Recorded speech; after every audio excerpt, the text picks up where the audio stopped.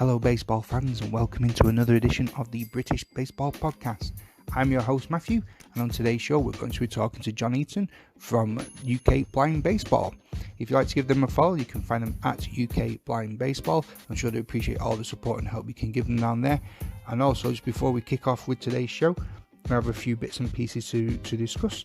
In a little news segment, the British Baseball Federation would like to let you know that there's a free webinar on the 8th of April 2020, and that's with Justin Stone, who is the hitting director for the Chicago Cubs.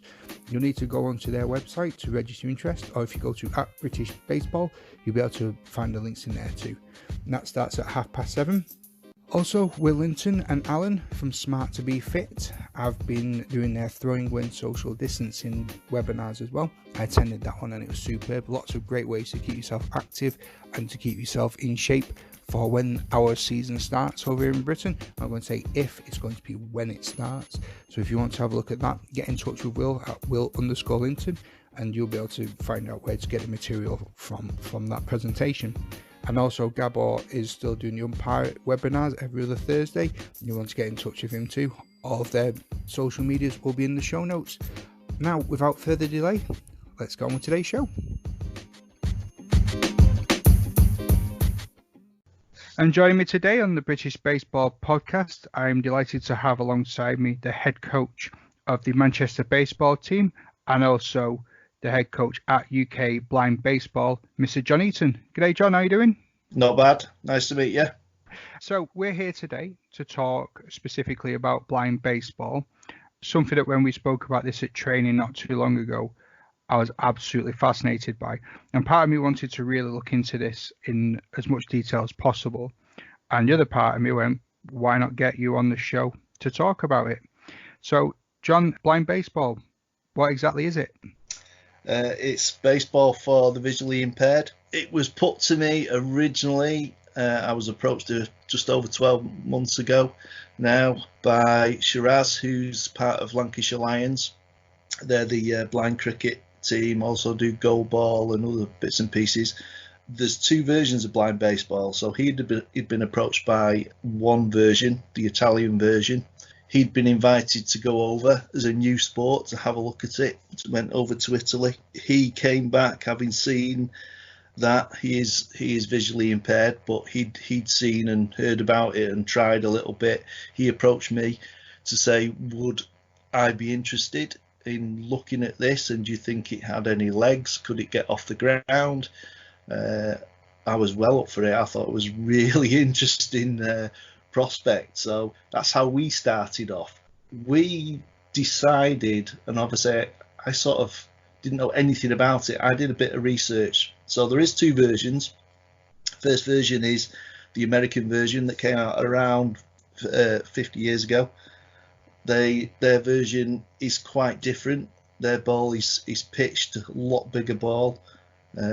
What you do is you don't particularly run round the bases as you would in normal baseball in their version. You pick a slot and you run down either a first base line, third base line to go towards a tackle dummy that has a sounder in it, and that's how you if you get there you're safe and you score. The Italian version, they developed it quite a bit.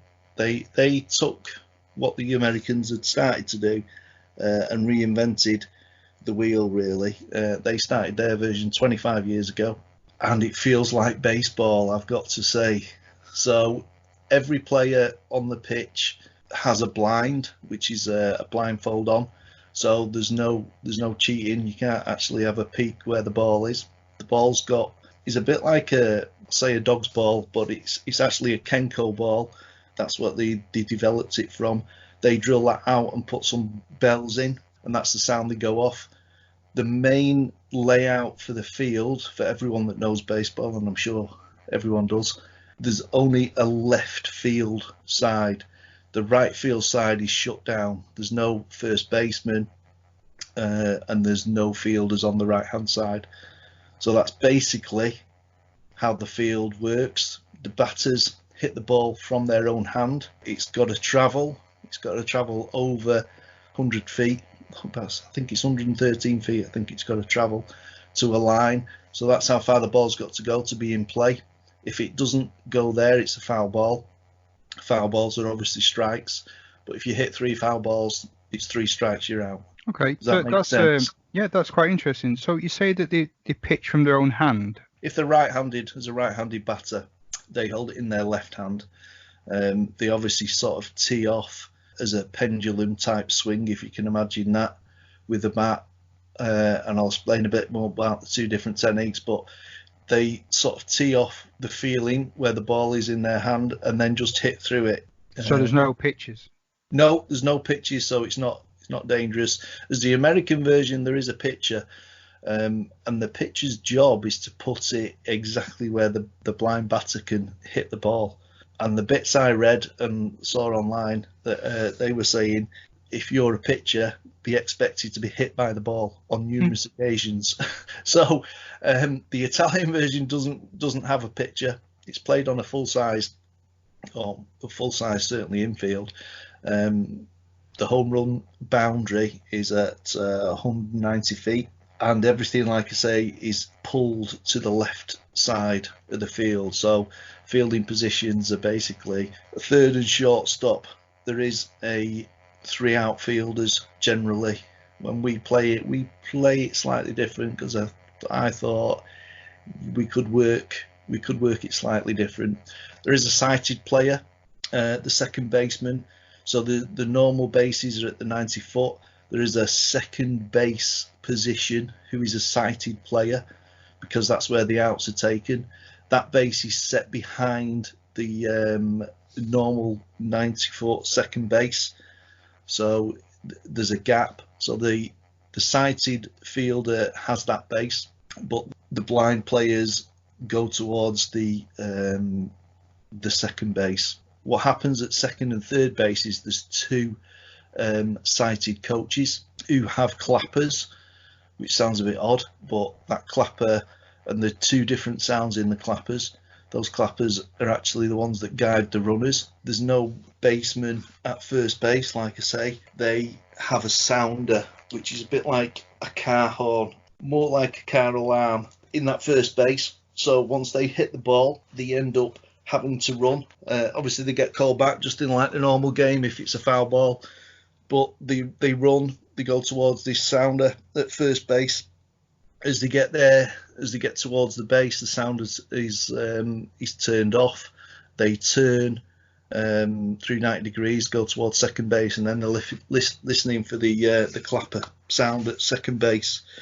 And that person, the second base coach, is actually guiding them to the base. They have to actually physically touch the base. They can't just randomly get there. So that's it. So all the outs are at the sighted second base, but the runners go to their specific base. Oh wow, that's interesting. So what other differences are there then between blind baseball and baseball as we know it?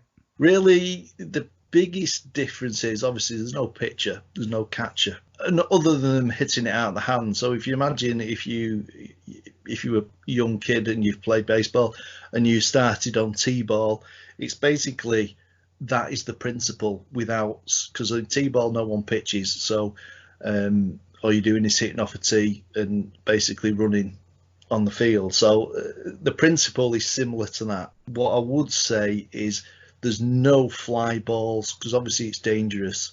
So the biggest difference in the game as well is there's 5 umpires, which is going to be the difficult bit, I think, for the future. We're going to have train a lot of people to become umpires. One of the specific roles for the umpires, other than calling the foul balls, obviously the fair balls, are to protect the visually impaired runners. That's if the ball's hit in the air from the hand. You imagine a runner gets to third base.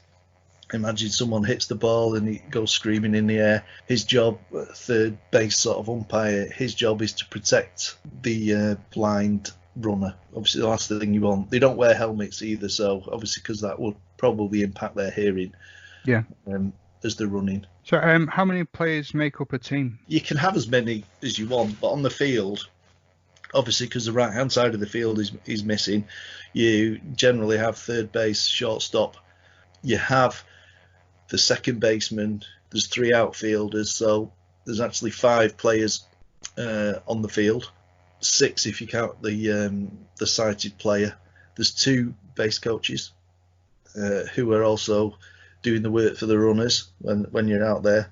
It does work really well. I was quite surprised. I'd only seen on little clips from videos and things like that originally. So I looked and I was thinking, oh, it doesn't feel like baseball till we actually went to the competition. And then it's so exciting and it is so like real baseball. It's amazing. You mentioned before that the batters wear blindfolds. Do the fielders wear blindfolds as well, or Yeah, both lots, fielders and batters, all wear blindfolds. So if Just you're to a make sighted sure person and you wanted to try it out, you could actually go and you'd be on the same sort of level playing field as the visually impaired players. Yeah, because obviously there's different versions of the visually impaired community have got different levels of impairment there with their vision. So because it restricts everyone to the lowest level of sight, well, totally blind to be honest, it does work really, really well. So there's not any cheating. What we tend to find is the running, because in this element you actually run. And can you imagine, and we should try this at normal training, actually running when you can't see where you're going? Well, you've seen me run when I can see. I don't think it'd be wise to put a blindfold on me. I mean, to be honest, what we did, I sort of taught myself how to hit a ball, how I thought you should hit a ball. I worked with a few of the people from Lancashire Lions. I had to teach myself to try and hit a ball, just to get a feeling on what we were actually looking at. It's really strange. I hit more when I taught myself to try and hit it. I hit more sideways on. There's not a normal baseball swing because I'm probably a bit more used to that version. That felt normal to me. What we did receive was some training. The Italians came over and gave us a crash course, so that was really good. We had a good time, and the nice thing for us is that we ended up everything we sort of sussed out ourselves and tried to put in place and been working on. When the Italians came over to talk to us about it and do some training with us, we were actually doing very, very similar. So that gave us so much more confidence that we were doing the right things. So yeah, it worked really well. So everyone's on the level playing field, like we say. Everyone wears a blindfold. When you're hitting, you wear a blindfold. When you're fielding, you're wearing the blindfold. So it literally is. You're just listening for the ball. The ball, like I say, does have these bells in. Our experience with the balls when we've trained on different surfaces, it's quite difficult to hear at times, and even the lads that are a bit more tuned in, obviously because their vision's impaired, their hearing tends to be a little bit better. It's one of them, they can pick, some of them can pick the ball up really, really well, but what we found on different surfaces, the sound is completely different. They amaze me. The guys I work with amaze me every time they run, and it really is. It's when people get to watch it, they'll be absolutely amazed because you do feel like it's just normal baseball at the end of the day. Yeah, and what I love about what you've been saying there is, like, I love that blind baseball is equal as inclusive. Like we could go down there and take part in a session because it's all blindfolded. The sport just finds more and more ways to make it accessible for people. It's brilliant. I love it. The other saving grace for that sport, it's a little bit unlike any other blind sport, and this is what these guys are telling me. Because everyone's on the same playing field with the blindfolds on when they're fielding, you've also got that element that sighted players in your team are able to help, so you're actually all working together. That's the other thing, and there's not that. What they tell me is there's not that interaction generally in other blind sports, because obviously it's a sighted second baseman, which it needs to be because that's where all the outs are. So the idea is they field the ball, and they make the throw to second base. If the ball gets there, as you know, before the runner gets there, the runner's out. 3 outs, you obviously side away generally. I really was surprised. So we worked quite hard, and the lads tell me I worked them quite hard. I know we work ours quite hard at times, don't we? But yeah, these guys, they just amaze me all the time, and it's good. So what we did, we did a couple of taster sessions where I just took our club equipment down. We tried them just hitting to see how they felt, because these guys play cricket anyway, blind cricket, but they all found it really interesting. We ended up being invited to Italy to play in a tournament. We weren't sure at first if we were going to be capable of competing there or what we should do, but it was apparent from once we started training, and the guys that were coming down were really up for it, really enjoying it. And I think that's the key, isn't it? As you'll know, coming to baseball, well, if you start enjoying it, you want to do more. Exactly. You know, it's a great sport, whether it's blind or sighted. It doesn't make any difference at all. It is a great sport, whether you're young, old. It's just good. The community is really good. Obviously, it does get competitive in some places, but at the end of the day, it's about us all enjoying a sport. I mean, to be honest, I know I'll probably upset a few people here, but from everything I read years ago, it sprung from rounders. If you speak to any kid, they've all played rounders at school.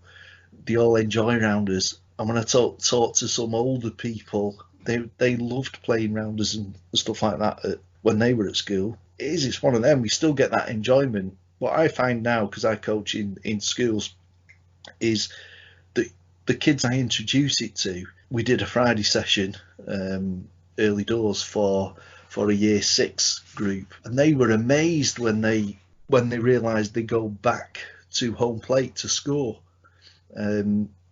because in rounders obviously you disappear off at the side, and you wonder why, in some respects, it's not easy just to go back to where you started from. But the kids absolutely loved it. They like wearing all the gear. Yeah.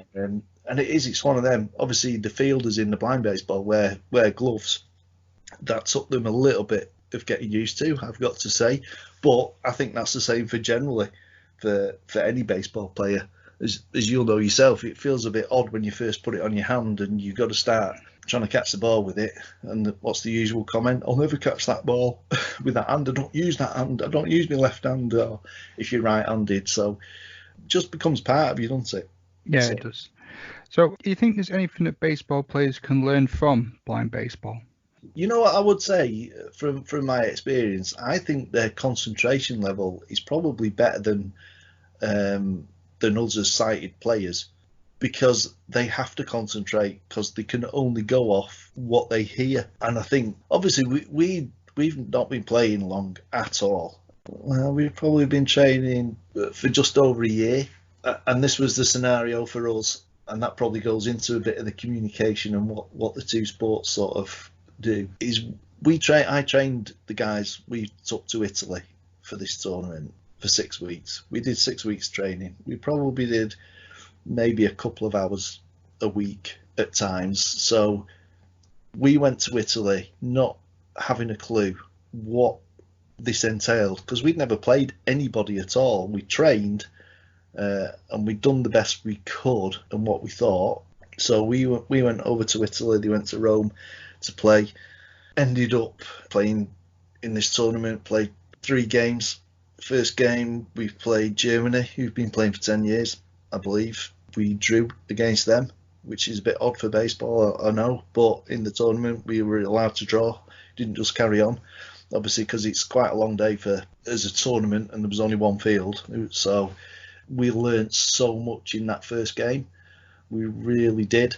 Just about how we move, and the actual physical running and the different sounds, and being out there in a open stadium. Completely different than where we've been training on a bit of AstroTurf pitches, where the sound was completely different and the feel was completely different. So we did amazing, and our plan was just to go to the tournament to learn. So we played Cuba in the second game, who are reasonably young to it. I don't think they've been playing that long, playing a few years. All ex-players, all ex-normal baseball players that have lost their sight over time. They can really hit. They're probably the best hitting team. They have a completely different technique than the Italians sort of hit. Like I said, the Italians hit as a pendulum, quite a long motion with the bat. The bat sort of comes up past their leg for the Italians.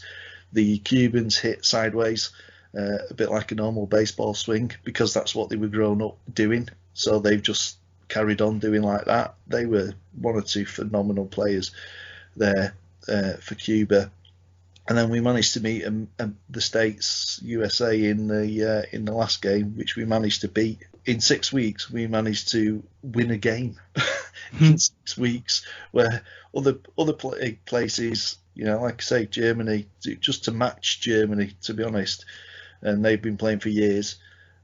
We did absolutely amazing. We managed to, like I say, we managed to score against America, which was fantastic. And that's why I say it felt like it really was a baseball game, as opposed to, it seems a bit odd, but especially if you're from the baseball world, because you don't see anyone on the right field, it feels a bit odd. But when you actually forget about that and you concentrate just on that game, on the game, it is brilliant. So the movement and the communication, I would say, on the field is far better than some of the stuff for normal baseball that I've seen anyway. And I've done normal baseball for 23 years, so I think we could learn a bit from that. The communication is really good between the players, especially, well, certainly the ones I work with anyway. The Cubans were amazing in the field. The Italians were pretty good. They were based around one player who was absolutely phenomenal.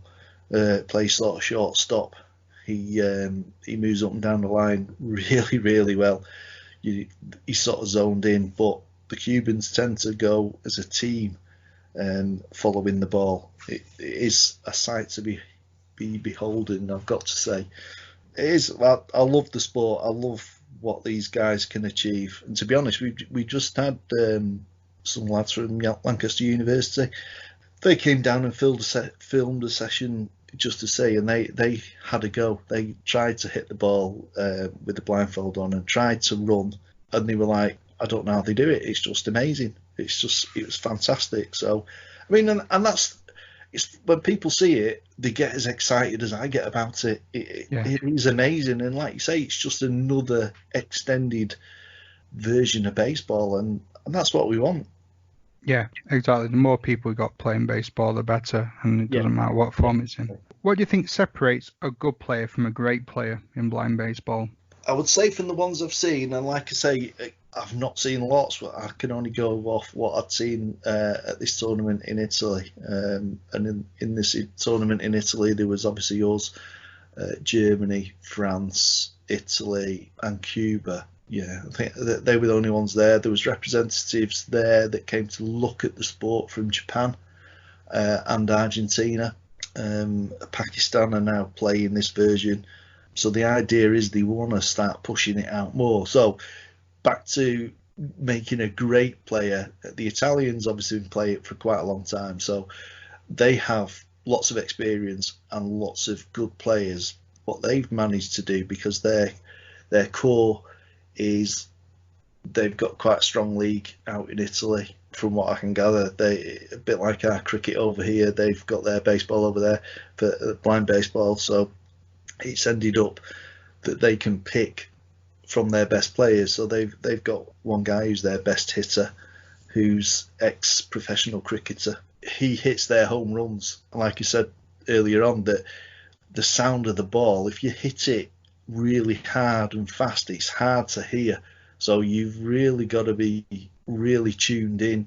And I think us as coaches, when we've got to explain with certain batters, and we do that in normal baseball, don't we? We try to get people to look for different elements for different players that come up, and it's exactly the same. So the Italians are basically based around a really good hitter and a guy that played shortstop, who was up and down that line, was amazing. He could zone in on that ball quite easily. That was the basis of their team. So two players could make a difference because that's how they based theirs. I mean, the other players could hit and they were getting the ball in play, and that's obviously the key in this game, because we don't want to give too many secrets away, but when we looked at what other teams are doing, we were like, oh, you know what, if you manage to just get the ball over the line, you end up, it's in play, but it's in that dead zone where it's really hard to find the ball, because once the ball's stopped, it's not rolling, it's really difficult to find. We have been working on that in our training recently to be able to find the ball. And I think the key to make really good player, we've got a young lady who plays, because it is mixed. That's the other thing, is, you know, saying about being inclusive as well. It is a mixed sport. When we were out in the tournament, she won best newcomer. When she first started, I remember she was like really struggling hitting the ball, and then she's come alive. She's probably one of the best hitters we've got now. As normal, everyone develops at a different rate, don't they? And a lot of it is about having that confidence. And I think us as coaches, we want to give anybody the confidence to be able to improve and feel better about how they play. It's not about screaming at people if things don't go right. It's about encouraging them and keeping them going. That's what we want to do. So we took a player out there that won her little trophy there. We had one of our other players there, and he has the potential to be equally as good as some of the best players from Italy. He hits the ball extremely well. He runs fantastically. And it's the same with normal baseball, to be honest. The blind players, really, they need to be quick. It's the same skills as normal baseball. If you can field the ball, fantastic. If you can throw it, fantastic. You know, if you can hit and then hit with power and all the rest of it, it's one of them. Every single element is exactly the same as normal baseball. So to make a great player, you don't have to hit home runs in the air for this, but the power's across the ground. But if you've got someone who's switched on in the field that can zone in on that ball, you know, you're not going to hit home runs. And the field's quite close in some respects. Obviously, it's the size of a sort of youth field, realistically. If you can position the players where you think the hitters can hit, you can stop any team, I think. As a team, you can work together. So to make a great player as an individual, I'm not a great fan of having great players as individuals. I would sooner have good players that play as a team. That's my philosophy, anyway. What's the league set up for blind baseball, or is it all like national team levels at the moment? To be honest, because we're just in its infancy, we've created just a baseball club and Manchester Lancashire Lions. We're the ones who've set this off. We've set it on a mission. We've been working quite hard to, what we've done is created UK Blind Baseball. That's going to be the controlling body for the sport. We're working with British Blind Sports to get that more recognised and get signposted to us. So the league structure, UK Blind Baseball is going to be the controlling body. What we're trying to do is look at creating more teams.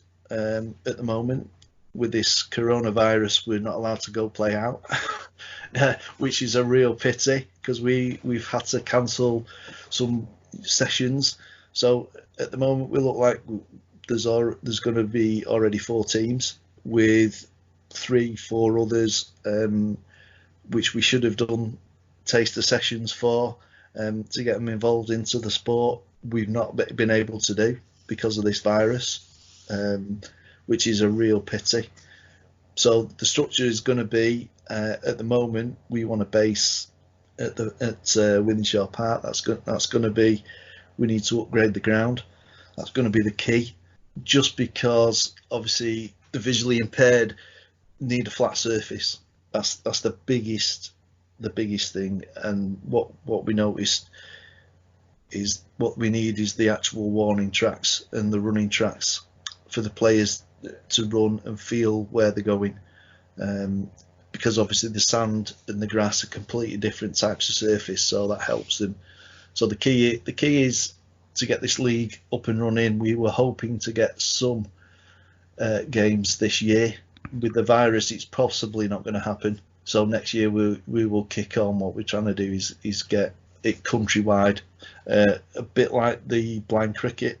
That's what I suspect is our format, which they travel up and down the country to play each other. And that's how we want it to run. The ultimate aim is really to get blind baseball in the Paralympics. That's what and look, funnily enough, when I was in Italy, we were talking about, I think he's the president of the committee, to get blind baseball into the Paralympics. So the more countries they can get on board, the more clout they've got to get there. And we want to get to a stage where we've got enough teams playing through the country that they all play each other, and then we can then suddenly start upping the ante, can't we? We can look at getting the better players to represent the country in the future. We're a long way off. We're in our infancy. We've achieved a massive amount in less than 12 months, really. We only went to Italy in September. So the 2 tournaments we were supposed to be going to this year have both been cancelled now. Like I say, we're in our infancy, but we are working hard. What we do want, and if anyone is interested out there, what we're looking for is second-hand equipment that we can give to new teams, but they're youth-size bats, which is what we're looking for. So anything from 27 to 31-inch bats, second-hand bats that obviously have got some life still in them. We obviously don't want any with big dints in it. That won't help. That's what we're looking for. What we're hoping to do is the teams that we want to create. We want to give them a starter pack, which will contain possibly 3 bats.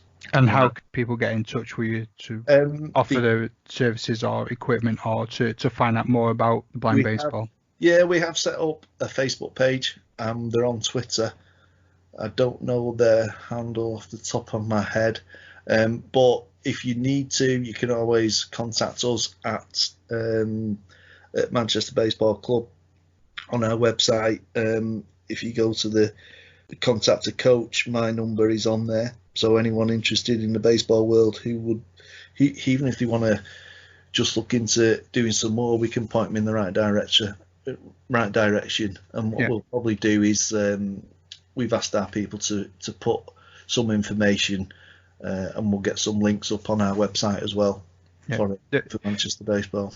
The Twitter one is UK Blind Baseball. I just did a little search for it while we're... I thought it was. I didn't want to give you the wrong one. So right. Well, John, I always like to leave the last word open to the guests. Is there anything else you'd like to say before we go our separate ways? Thanks for having us on. I think, like I say, for the good of all baseball, for the blind community, this is a great sport. If you've got any interest, or even in the baseball world, if you know anyone that may be interested, get in touch. That's what we want. We want to grow this sport, and the more clubs in the baseball world that would have an interest in helping the visually impaired community to get into the sport, we can add some assistance for that for the future, definitely.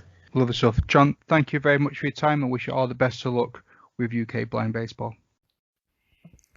And there we go. I'd like to thank John again for his time, and if you can get in touch with him to give any support or help with UK Blind Baseball to help the sport grow, or if you think you can assist in any way, please do get in touch with him. All the links are in the show notes. And before I leave you all for today, I've got another listener story to read for you.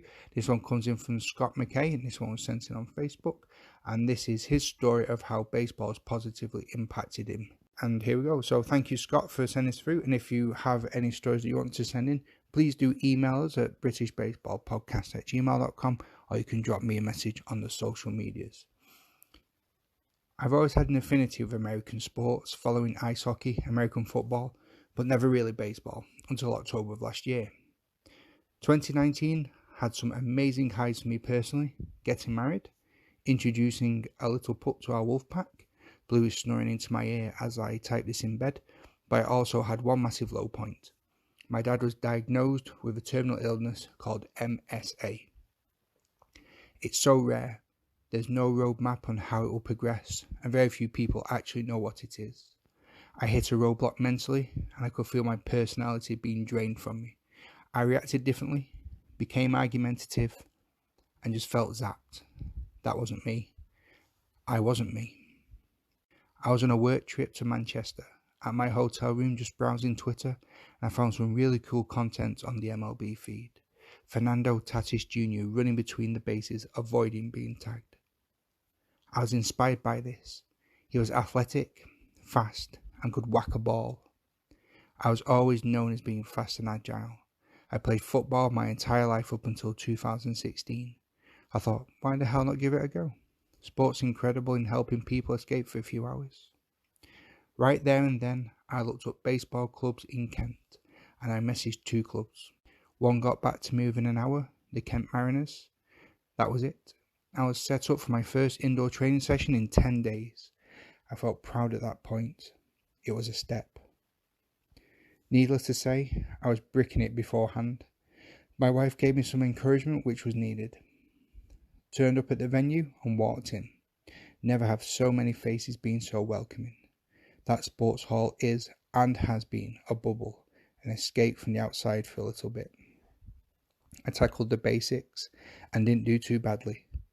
I got home from that session and I felt incredibly proud of myself for taking a chance. My wife said I had a glow about me, and I haven't looked back and really dived right in. Getting to know the team, having a laugh and contributing wherever I can. There is so much team spirit that I genuinely feel so valued as part of the club. I cannot thank Kieran and the whole team enough for being so welcoming. A few months on, and we're nearing the new season. I'm still training hard, studying the game, and being the best teammate possible. The Mariners have just ordered their brand new uniforms which look stunning. I requested number 3, my old lucky football number, but it wasn't available, so I went for double 3, 33, the house number that I grew up in and that my dad worked tremendously hard on for all of his life. This 2020 season is unpredictable due to this coronavirus, but when the baseball does return, I'll be batting for my teammates. I'll be running the bases with my wife Amber and Put Blue cheering, and I'll have my number 33 on my back giving me that extra push to make it home. Thank you, Kent Mariners. I owe you one.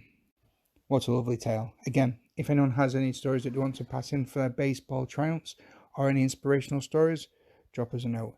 And incidentally, if you know any children that have got any little baseball stories they want to write in and send to, I'll happily read them out. Or if you don't want to hear me do it, I'll ask my partner Jocelyn because she sounds a lot better on this than I do. And that's me for this week. Have a safe one, and I'll see you all soon. Tara.